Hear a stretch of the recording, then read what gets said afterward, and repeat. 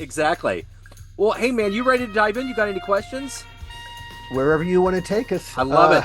I will follow your lead. Okay, cool, man. Alan, it's wonderful to meet you, sir. Thank you for taking a minute out. The absolute pleasure is mine. I look forward to this conversation. Me too, man. So let's get into it. Before we do, we get into your good work. I want to know 5 years ago, this pandemic began and it threw us all into the unknown. It really changed the course of so many things. How did you get through it, and how has it influenced and radiated into your world today? During the pandemic, prior to the pandemic, I had a social friend. Now, I should preface this by saying I have always been grateful to Hebrew school for making me the atheist I am today. Really and truly, I Yeah, maybe not entirely true. I think I dropped from the womb an atheist, but I think Hebrew school iced that cake just so. yeah, So I've always been an atheist. yeah, In my social circle here in the Silver Lake part of Los Angeles, one of my friends and I, he was in my social circle. I didn't know for 2 years, the first 2 years that I knew him, what he did for a living. And my friend Randy Lovejoy turned out to be he was the pastor at the Silver Lake Presbyterian Church. yeah, And the moment I heard at a party that, wait, Randy's a pastor, he became, I'm going to use the word sexy, yeah, but only in the sense that, dude, why didn't you ever tell me what you did for a living? And that just made him so much more interesting to me. And we started to have lunches yeah, where we would talk about religion and everything else. But we began a series of really enthralling conversations. yeah. The pandemic hit, and Randy and I could no longer do our lunches. And so we began what was my very first, I'll call it a proto podcast, the Faiththeism Project podcast, which was, an atheist and a Presbyterian pastor will walk into a podcast together. Here's what happens. Yeah.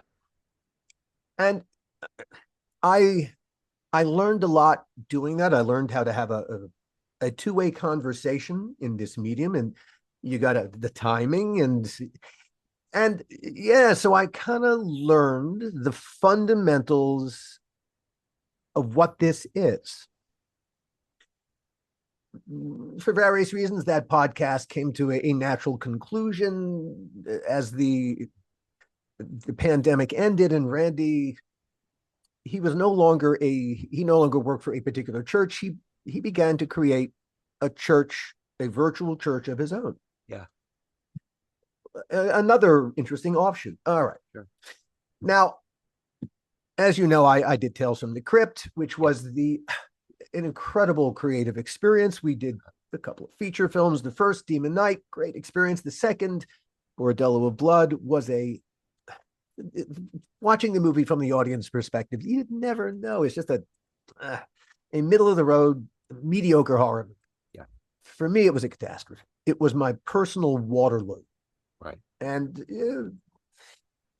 yeah, everything that was great about Tales, this was this antithesis. Yeah. And as a result of doing Bordello, of making Bordello of Blood, it ended the creative relationship and the relationship I had with a guy named Gil Adler. He was my best friend for 10 years, and that blew up. Gil went on to be an incredibly successful producer of tentpole movies at Warner Brothers, and I kind of went into a 2 decades long tailspin and a writer's block that I didn't know I was in. And towards the end, I had been keeping a secret from myself for at the end of those 45 years. I kept a secret about something that happened to me when I was 14. And I was sexually molested twice by the religious director at the synagogue where my family belonged. Wow. It might have been a little bit, some of the sprinkles atop the icing of why I became an atheist, but I'd been keeping a secret from myself. It's not the first time the first time is bad, but it's the second time that for me was the hook, because the second time happened because I didn't say anything after the first time. Yeah. And so I know I walked away thinking, well, that's your fault what just happened to you, mate. And every shitty thing that happens consequently, well, you brought this upon yourself. So Bordello of Blood, by the time that catastrophe hit, well, everything bad that happened as a result, well, yeah, to a degree, I did bear some responsibility. Right. When I finally confronted this demon, I came within inches of killing myself.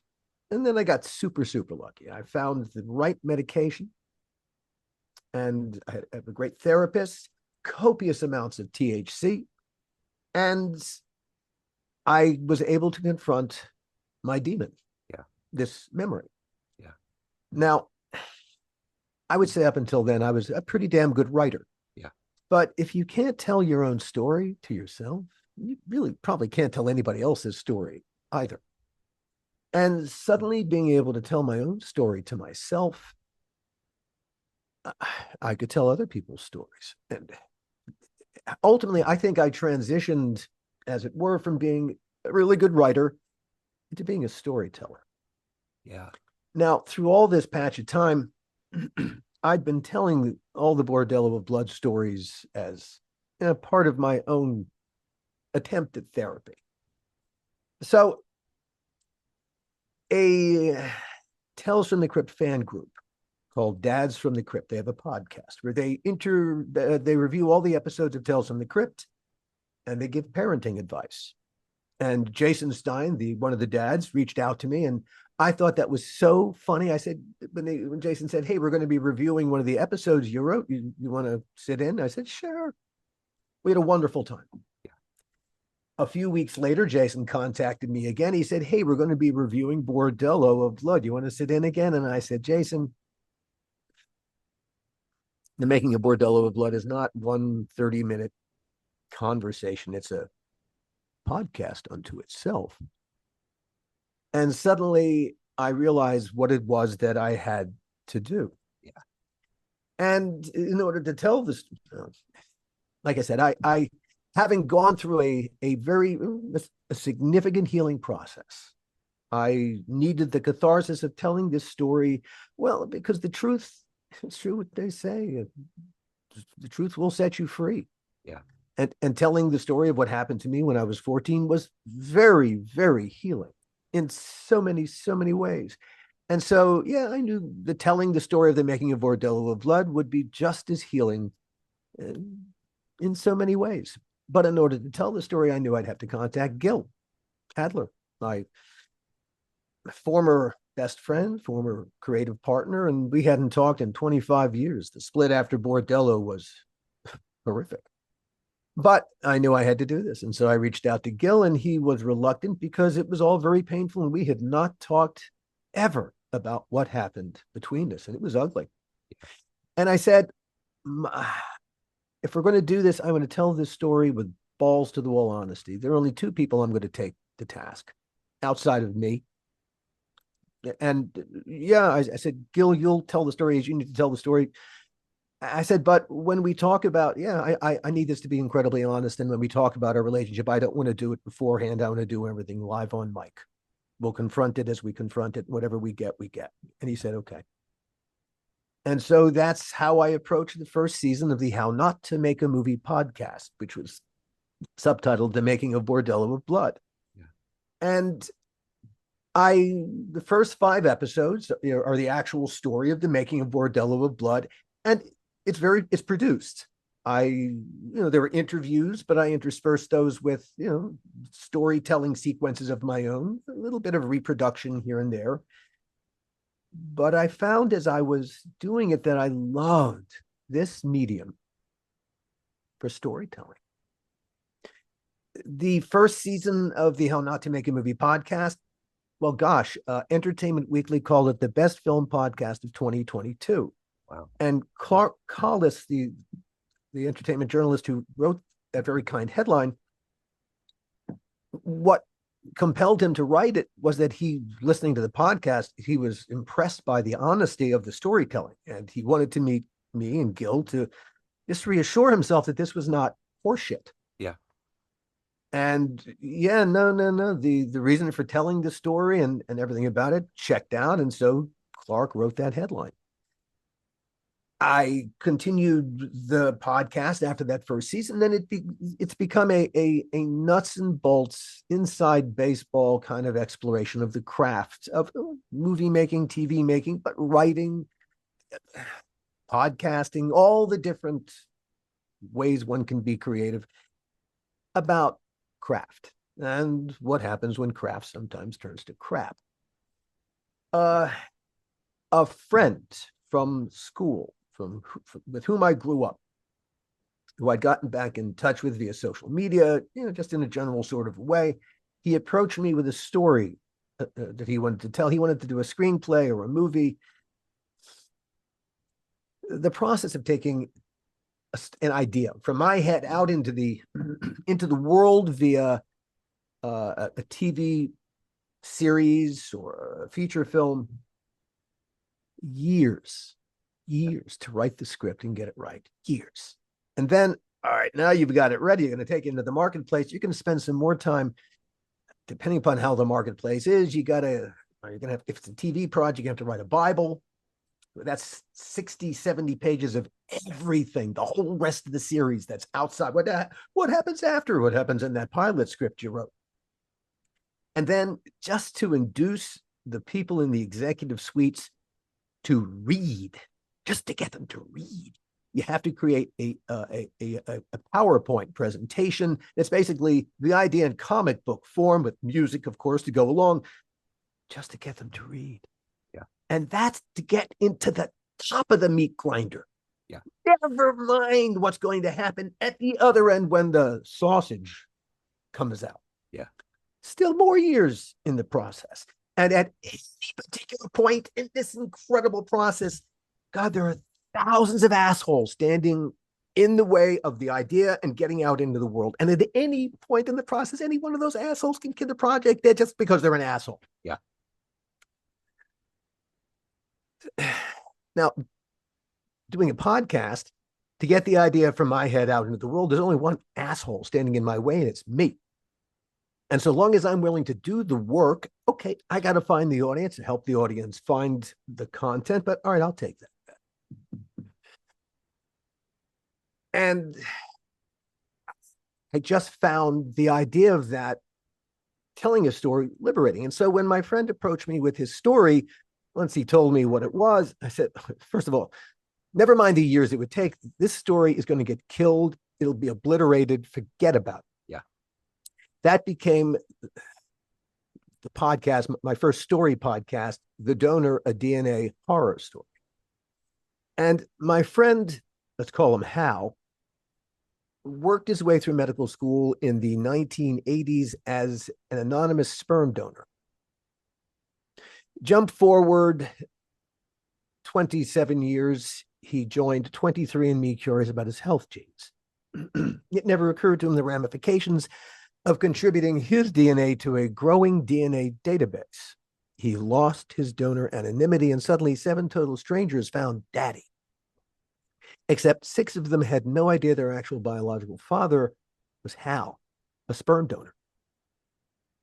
And these were 25, 26, 27-year-old people who were discovering they're not who they thought they were. Now, Hal had been married for 20 years to a woman who had a son from a previous marriage, and Hal raised that son like his own, later adopted him as an adult, but he had never raised any of his own biological children. And so when suddenly he was presented with all these biological children, well, he wasn't going to father them. He wasn't their father. But he was very open to having a fatherly-like relationship with them, friendly, fatherly, and he was wealthy. He was willing to help them with money in a fatherly way, in whatever way he could, including inheritance, because they were blood. The 7th one of the daughters brought a thing called genetic sexual attraction to the table. And that was a hand grenade tossed into the tent. And all Hal's hopes and aspirations to have a family happen, oh gosh, it's horribly, horribly wrong.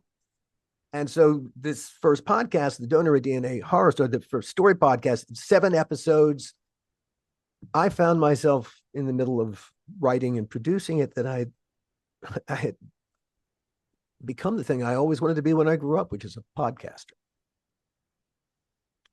that was my long-winded explanation I love it. to your question. So there's so many ventricles that go off of what you said.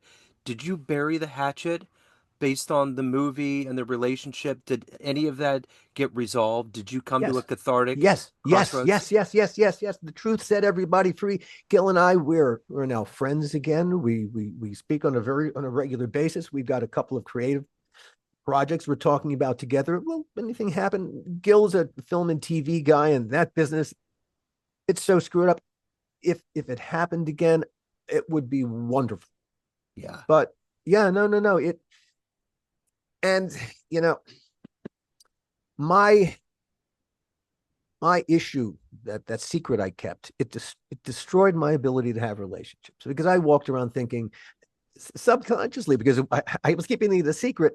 If you don't know the secret about me, you don't know me. yeah, And so really at a certain level, I'm always on an island.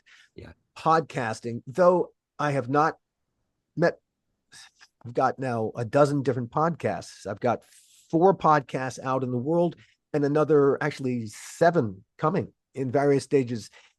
And all these relationships are wonderful. I can have these, and these really are incredible, rich relationships yeah. with creative partners because of really of what happened, because of that breakthrough, and because of the nature of podcasting.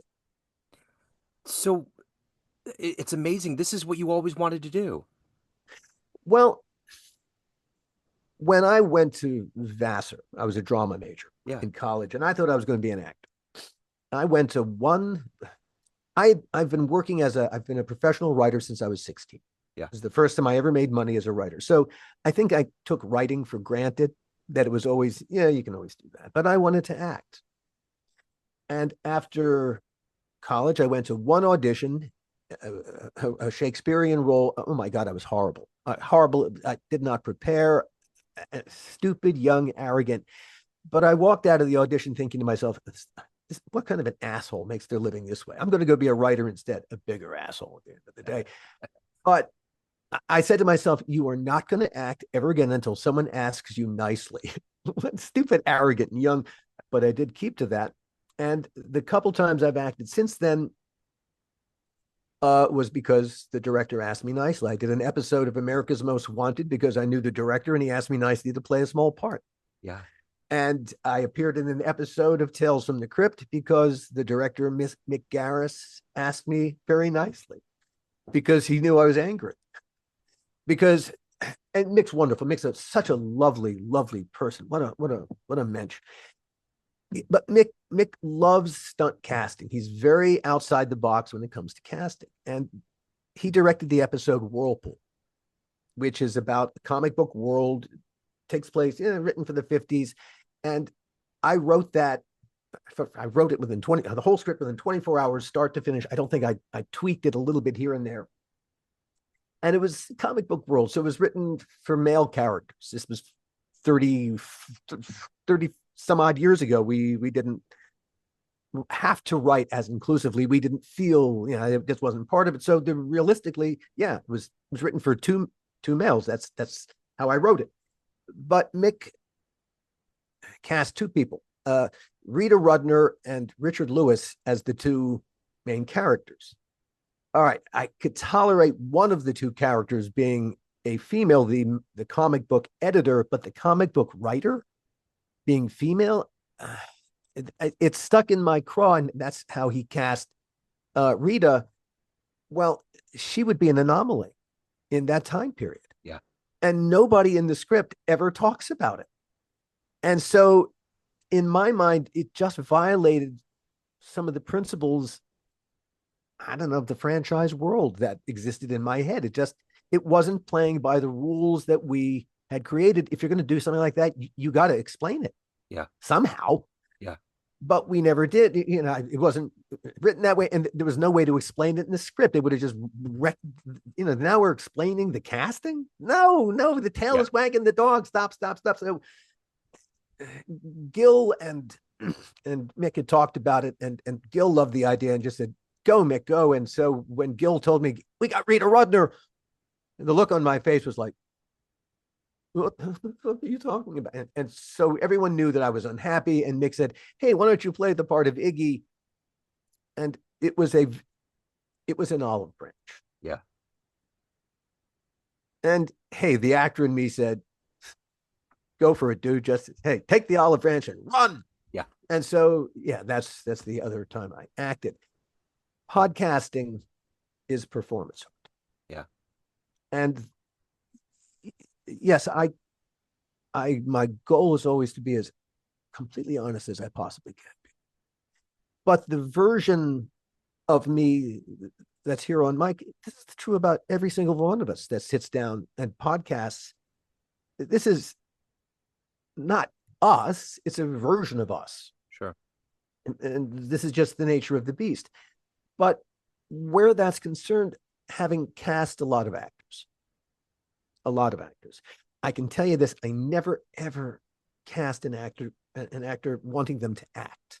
It's the last thing on earth I ever want or wanted an actor to do because hey, yeah, acting is great in the theater because the people in the last row need to see and hear you. So yeah, you got to act. But the camera is right in your face.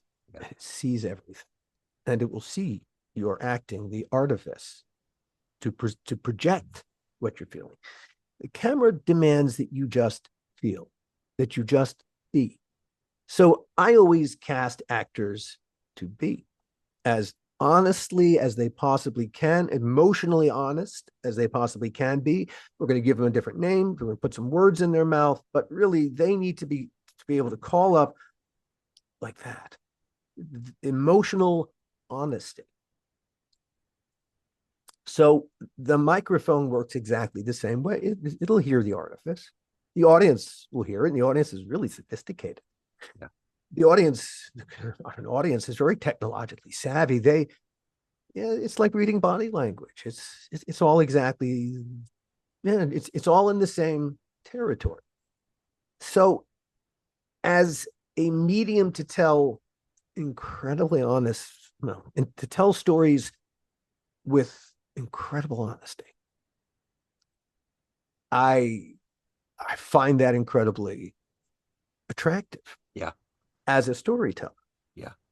When while I was telling Hal's story in The Donor, that opened a door to a world I had no idea existed. The donor conceived community. All of these people who are the product of in vitro fertilization and sperm donation. It's a remarkable world filled with remarkable people with remarkable stories. One of the people who gave me a great background interview was a woman named Donna Hall, who learned at 40 that she was donor conceived.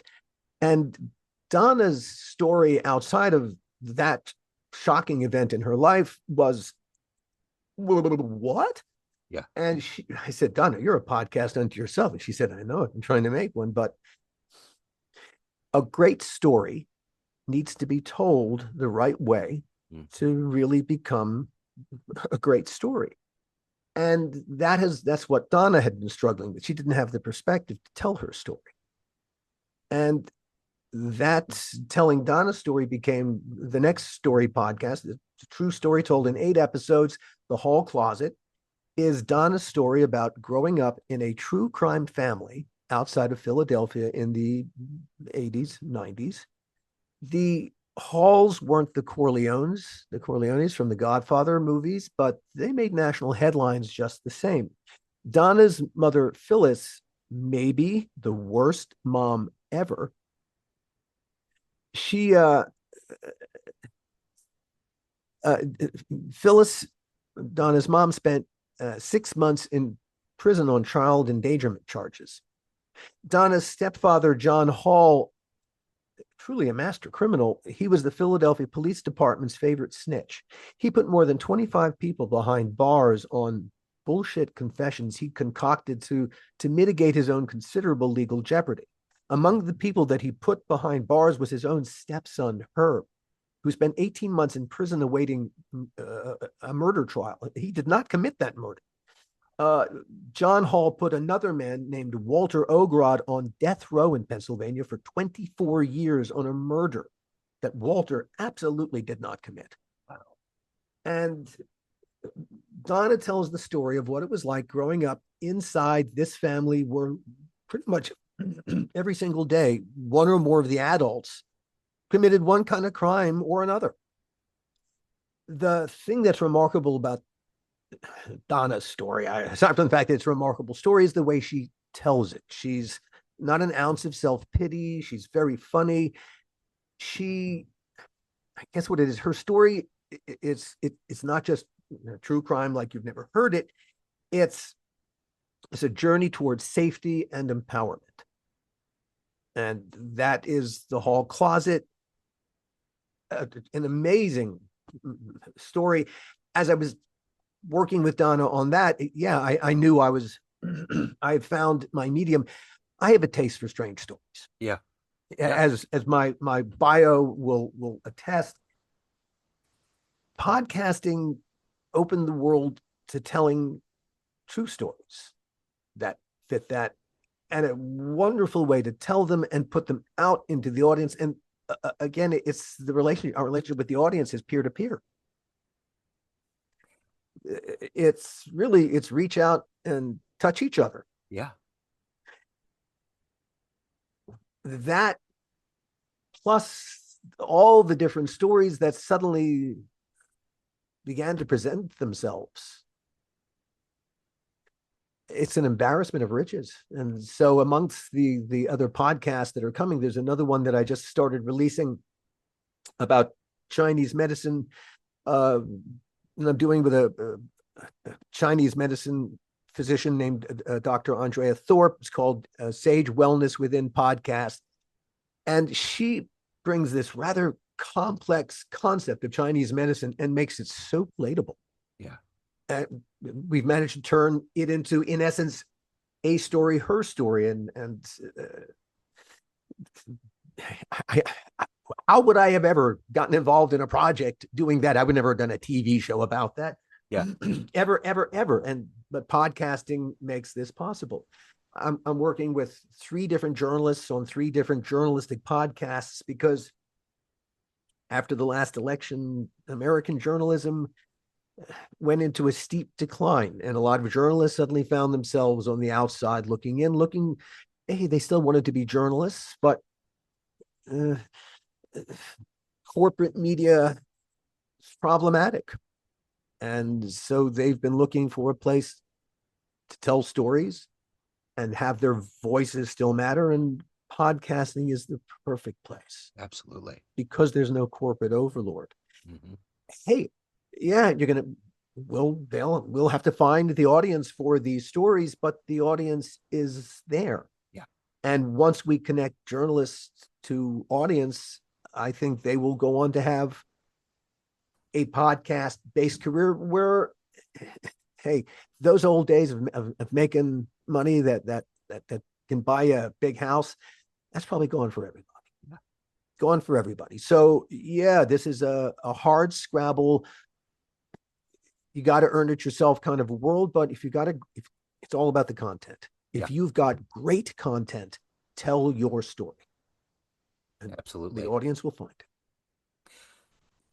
I totally love that. I love that description and that idea, because I remember when I was watching Tales of the Crypt as a kid, you had like 3 or 4 channels on local TV. You had a couple cable channels, but you had this whole world of stories that existed before 2025. All of these stories happened, and now all of these stories that you're getting involved with, this has to be an absolute dreamland for you to be able to take all of this experience being on the inside and then have the freedom to be your own person, pulling all these things in because you want to. No one's telling you to do it. You're the one. Indeed. And so my brand, my little company that I created is called Costard and Touchstone. I call my company Costard and Touchstone because, like I said, I wanted to be an actor. I have actually played several Shakespearean parts. I've played 2, actually. They were both, one was Costard in Love's Labor's Lost, and the other is Touchstone in As You Like It. They're both wise fools who speak truth to power. And so my company is called Costard and Touchstone Productions because I like to think of myself as a wise fool speaking truth to power. So Costard and Touchstone, our mission is to make the world a better place through storytelling. That's our goal. And what I have discovered coming out of my shell, such as it is, and having relationships with people that I could never have had before, everybody has a story. Now you got to tell it the right way so that other people can see, wow, that's a great story, but okay. Well, if everyone has a story, then everyone has a podcast, at least one podcast. Now, some people have multiple podcasts, thousands of podcasts in them, but everyone has a podcast story in them. And my goal is to tell each and every one of them. Yeah. It's a challenge, but okay, I'll rise to that challenge too. And so I would say that podcasting put me back in touch with my creative spark in a way that nothing could, not like this. Yeah. And the liberating freedom to tell the stories I want to tell in the way that I want to tell them, with creative partners. And so, hey, these are collaborations, but I love the collaborative process. Yeah. The collaborative process where 1+1 = 1,000. Holy cow. Let's do that math. Uh-huh. And in addition to it all, I get to tell all these incredible stories, and the collaborative process is constant. So, I walk around in a perpetual state of bliss. I love it. It's weird. I know the world is bonkers, fucking bonkers. But the mood stabilizer keeps the darkness in a box, and it doesn't make me walk around happy. It just a circuit breaker on the darkness. Yeah. My therapist, perspective, and the copious amounts of THC. I've got a hypomanic brain. There are 1,000 things going on at once. It's like a black box theater. Laser lights and movies and shows over here, and live performers and singing and dancing. And the THC, the copious amounts of THC that I consume, it kind of drops a scrim so I can focus on, that there, that there, and that there, or 2 or 3 things at once, so I can time manage it all a little bit better. Yeah, I don't know what I did to get so lucky. Yeah. So after all of this time of getting into the entertainment industry, overcoming the childhood trauma, finding your true calling in life, everyone has a perception of Alan. Family, friends, fans, everyone you work with, but you run the show. What's your perception of you? Who do you think you are? There is a concept in Judaism, and I'm not a religious Jew, as I said, but I'm culturally Jewish. Yeah. There's a concept called tikkun olam.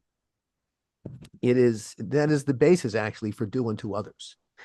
And tikkun olam dictates that it is everyone's obligation to make the world a better place just for having been in it. What that is entirely up to you. Go do. Yeah. And I am entirely in touch with that part. Well, with that, I am living with a purpose to make the world a better place for having been in it. And yeah, that's my goal. That's who I think of me as. That's what I'm trying to do. The best I can with my modest. So we've run away with this time here. If anyone wants to tune into your podcasts, find out about what else is going on, dig into your world any further, what's the best way for them to do that? Right now, the quickest way is through our various podcasts. I'm in the middle of creating a Costard and Touchstone as the center of it all. That you'd hit various different website addresses, and it would bring you here, and this would be the launching pad. We're in the middle of creating all this. So right now, as this is all happening in the background somewhere, there's the How Not to Make a Movie podcast at hownotomakeamovie.com, all separated by dashes. There's the donorpodcast.com. There's the Hall podcast, the Hall Closet podcast.com, and Sage Wellness Within at sagewellnesswithin.com. Yeah, I'm working on that part of it to make it easier to get to all Yeah. these things. But the problem with telling stories versus selling stories is you can only do one at a time. Yeah. And so I've spent all my time telling the stories. I'm slowly working my way to begin to sell a little better. But yeah, that's the deal you have to make. You create the content or you pitch the content. And I'm hoping that the amount of content reaches a kind of critical mass and some of that begins to take care of itself. Otherwise, I'm just going to create the content and that's just how it is. That's it. I love it. This has been an honor, sir. Thank you, Alan, for your Uh, time. Oh, the pleasure has been mine. Thank you so much for giving me a chance to, to spew. Yeah, I love it. I love it when I can get inside that vacuum of talking about podcasting because I don't know that you understand it until you're in it. This is a magical place. Oh, truly. You hear this whole time about this land of unicorns and things that are just outside of our scope, but that are real. And when you jump into this bubble of podcasting and get to live that freedom and that dream and that creativity and above and beyond everything, you're a wonderful, masterful storyteller to be able to Oh, do that. well, thank you. What a gift, man, that you're giving everybody, truly. Well, I discovered the gift part late. Yeah. I think I walked around, yeah, with it was kind of a hidden talent I didn't even know I had. But like I said, the point of the gift is to make other people's lives better just for me touching them. That is the goal, and I hope that's what I can accomplish. Well, you've made my life better, Alan. So Yeah, it's happening. I thank you. appreciate it. It's been an honor. Thank you so much, and just Godspeed, or yeah, whatever. Say. You know, I'm not that kind of atheist. I'm No, not a I hostile know you're atheist. not, and Yeah, that's yeah. why I stopped myself. Yeah. I have a jazz radio show, and there's one musician that does not like the word jazz, and the whole time I had to dance around not saying it. I was like, uh. Well, isn't that interesting? Yeah, Weird. isn't that interesting? Yeah, we all have our little prejudices Yeah, of one kind or another. Just how it is. yeah. But we're making the world a better place. Alan, it's been an honor. Thank you. Thank you, sir. Hello, friends. Joe Dimino here. I just wanted to let you know that after 30 years or so, I have finally released my first book of poetry through the mighty Spartan Press here in Kansas City, Missouri. As the creator and host of both Neon Jazz Radio and the Famous Interviews with Joe Dimino podcast, along with being a visual artist, I'm ready to embark on a new adventure and want you to be a part of it. You can get a copy online via Barnes & Noble, Amazon, and actually on the streets in Kansas City at the great Prospero's bookstore off 39th Street. You can also visit joedimino.com for links to the book, to more poetry, and everything in my world, including paintings. Thanks for all of the love and support over the years, and please dig the words.